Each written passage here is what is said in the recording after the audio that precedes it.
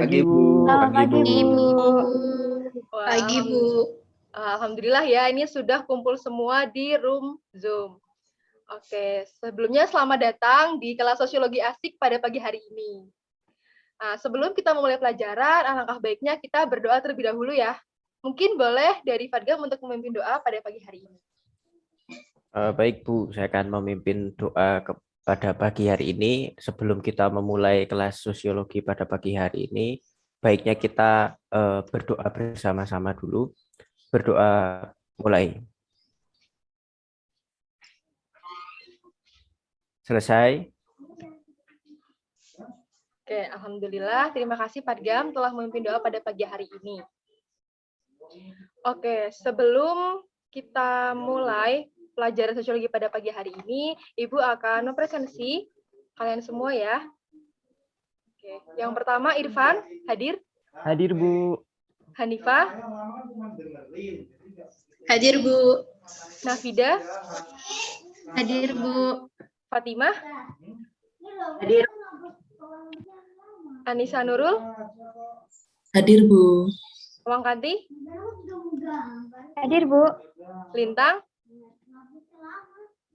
Hadir, Bu. Yudi, Hadir, Bu. Fadgam.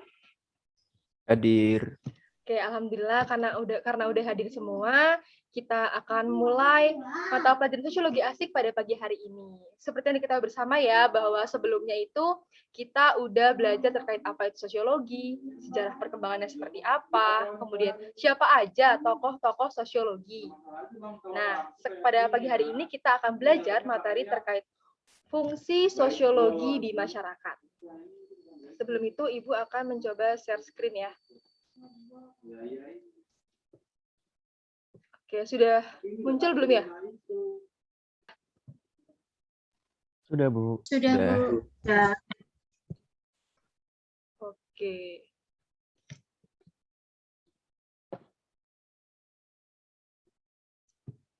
Oke, nah yang pertama di sini ada dua buah gambar nih.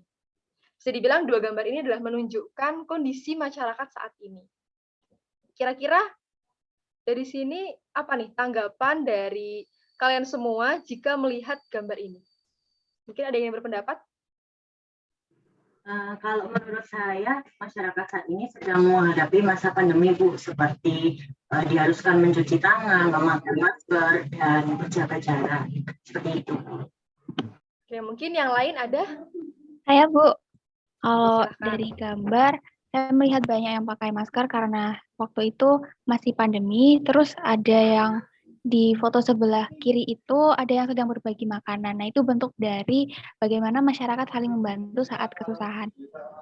Wah, benar banget apa yang dibilang sama Fatimah tadi ya, terkait bagaimana kondisi masyarakat saat ini, yaitu di mana kita sedang menghadapi yang namanya pandemi. Oke, lanjut. Nah, di sini ada pertanyaan nih. Kira-kira apa yang membedakan kondisi sebelum pandemi dan waktu pandemi dalam masyarakat? Nah, kira-kira kalau dari kalian sendiri, ada nggak sih yang dirasakan gitu loh? Sebelum pandemi dan pada waktu pandemi ini? Ada yang ingin berpendapat? Saya, Bu, izin menjawab ya. Ya, silakan. Jadi kalau menurut saya, itu yang saya rasakan kalau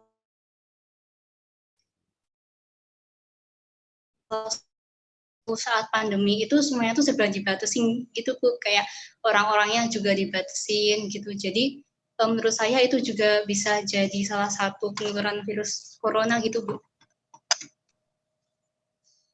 Oke, benar banget. Ada lagi yang berpendapat? Saya, Bu. Oke, silakan. Jadi sebelum pandemi itu suka jalan-jalan, tapi semenjak adanya pandemi itu di rumah aja gitu. Oke, jadi itu ya yang kira-kira kalian rasakan gitu. Jadinya nggak bisa jalan-jalan, harus di rumah aja. Lalu, bagaimana fungsi sosiologi di masyarakat dalam kondisi pandemi? Kira-kira ada yang tahu nggak nih, fungsi sosiologi sendiri itu apa sih sebenarnya? Apalagi di masa pandemi kayak gini.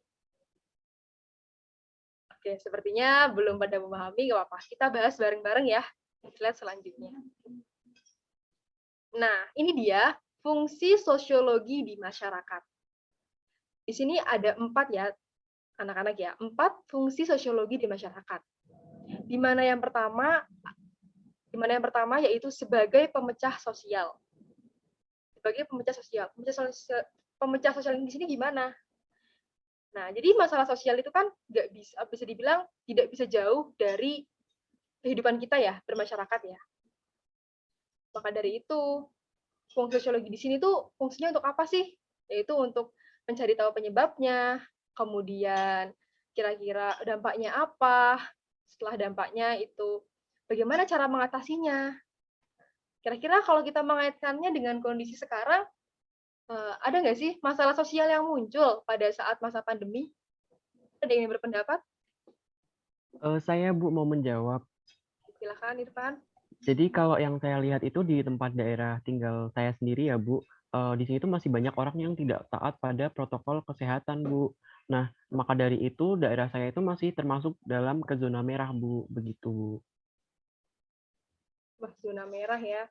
Nah, ternyata di tempatnya Irfan sedang zona merah karena banyak sebagian masyarakat yang belum menaati protokol kesehatan. Nah, setelah kita tahu nih ternyata masalah yang muncul adalah tidak menaati protokol kesehatan.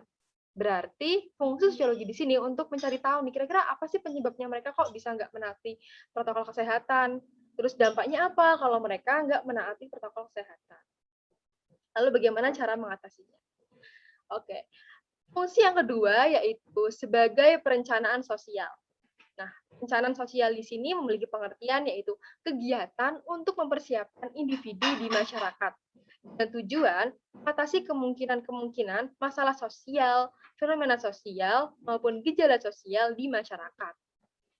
Jadi, bisa dibilang sosiologi di sini tuh berfungsi untuk mengantisipasi atau melakukan tindakan preventif sebelum terjadinya gejala tersebut atau mungkin fenomena tersebut di masyarakat. Oke, di sini ada yang mungkin bisa ngasih contoh terkait perencanaan sosial yang sudah diterapkan atau mungkin sudah ada di Indonesia selama masa pandemi seperti ini? Saya Bu. Oke, silahkan. Mungkin sebagai untuk meminimalisir terjadinya penyebaran itu diberlakukannya PSBB itu menurut saya. Nah, benar banget apa yang dibilang tadi kata Fatimah ya, bahwa PSBB merupakan salah satu contoh di masyarakat diterapkannya PSBB gitu loh, untuk mengantisipasi penularan COVID-19. Oke, lanjut. Itu dalam penelitian. Sebenarnya penelitian itu tujuannya apa sih gitu kan? Tujuannya adalah untuk mengetahui sejauh mana gejala sosial atau fenomena sosial berkembang di masyarakat. Serta bagaimana dampaknya untuk keberlangsungan kehidupan masyarakat yang ada. Nah, bisa dibilang penelitian ini juga dilakukan itu untuk memperoleh dasar sebuah rencana untuk menyelesaikan masalah sosial ataupun gejala sosial yang ada. Mungkin dari kalian ada yang ingin memiliki contoh, kira-kira apa sih masalah sosial yang bisa dijadikan penelitian seperti itu? Silahkan. Izin menjawab ya, Bu. Ya, silahkan. Kalau menurut bisa di penelitian tuh contohnya kayak yang punya Irfan tadi, Bu, masalah protokol kesehatan. Nah, kita bisa meneliti kenapa sih masyarakat di sana tuh masih belum patuh, penyebabnya tuh apa, terus cara mengatasinya tuh bagaimana, dan kita bisa mencari tahu cara mengatasi masalah-masalah tersebut dengan kita teliti dulu, dekati masyarakatnya dengan berbagai cara yang menurut penelitian sosial yang kita pelajari, Bu. Begitu. Wah, apa yang dibilang Lintang benar banget ya. Jadi contohnya tadi yang dipunya Irfan tadi. Tempatnya Irfan yang dimana sebagian masyarakatnya belum menggunakan masker. Kita bisa cari tahu kenapa ya kok bisa mereka kayak gitu. Nah, setelah kita tahu penyebabnya ya, kita bisa tuh mensosialisasikannya kepada masyarakat. Kira-kira bahwa pentingnya protokol kesehatan di masa pandemi saat ini. Oke, yang selanjutnya adalah dalam pembangunan. Pembangunan di sini memiliki pengertian yaitu perubahan yang sengaja dilakukan oleh masyarakat untuk menciptakan kondisi yang lebih baik di sebelumnya. Nah, sosiologi di sini berfungsi untuk memberikan data-data sosial baik untuk pembangunan secara fisik maupun juga pembangunan manusia. Nah, begitu juga dalam tahap perencanaan, pelaksanaan, dan memberikan penilaian adanya suatu pembangunan tersebut. Jadi contoh sederhananya yang sekarang lagi hangat sih ini ya, bangunan jalan tol, contohnya itu. Kan kalau yang namanya kita membangun jalan tol, kita melihat tuh kira-kira bagaimana sih dampaknya kalau dibangun jalan tol di daerah X atau mungkin daerah Y, bagaimana dampaknya ke masyarakat, atau apakah itu memberi dampak yang positif atau mungkin merugikan mereka, seperti itu.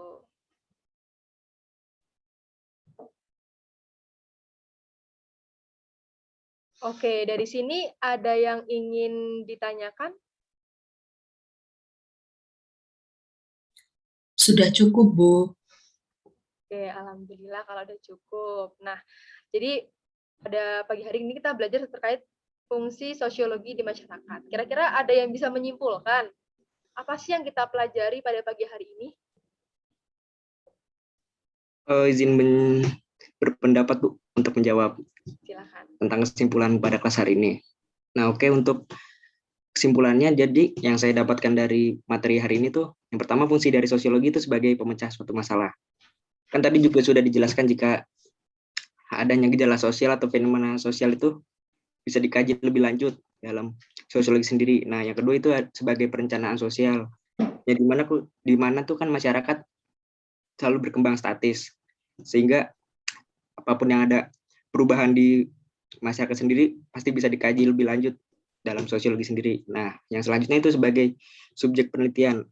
Ini sama seperti tadi, kan karena di masyarakat juga beraneka ragam dan sifatnya itu pasti berubah-ubah dan karakteristiknya berbeda-beda.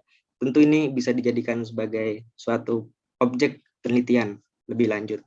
Nah, yang terakhir juga bisa sebagai rencana pembangunan sosial. Dari tadi kan sudah dijelaskan juga oleh Ibu Jedis, jika di masyarakat juga kan pasti butuh adanya perkembangan pembangunan yang lebih baik.